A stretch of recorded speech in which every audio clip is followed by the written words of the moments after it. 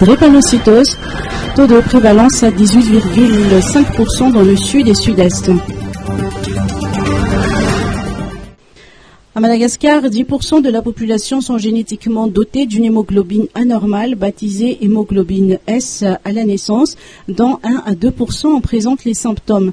Il s'agit d'une anomalie sanguine à l'origine de la drépanocytose qui se développe au fur et à mesure que l'enfant grandit. Cette maladie touche particulièrement la partie sud et sud-est qui enregistre un taux de prévalence à 18,5%.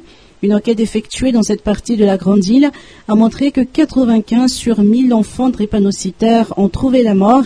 Et dans une maladie affectant l'hémoglobine des globules rouges, la drépanocytose constitue une maladie héréditaire incurable. Elle requiert un traitement à long terme. En cas de crise, l'hospitalisation s'avère nécessaire et cela peut coûter jusqu'à 1 ou plusieurs millions d'ariages. En revanche, les drépanocytaires hospitalisés auront besoin de sang. Donnez votre sang aux drépanocytaires, tel est le thème de la journée de la drépanocytose de cette année. Ainsi, Ranjit Sarafar, le directeur général de la maladie préventive au sein du ministère de la Santé publique, lance un appel à un don de sang. La transfusion sanguine est un des éléments principaux de la prise en charge de la drépanocytose et sauve la vie des drépanocytaires.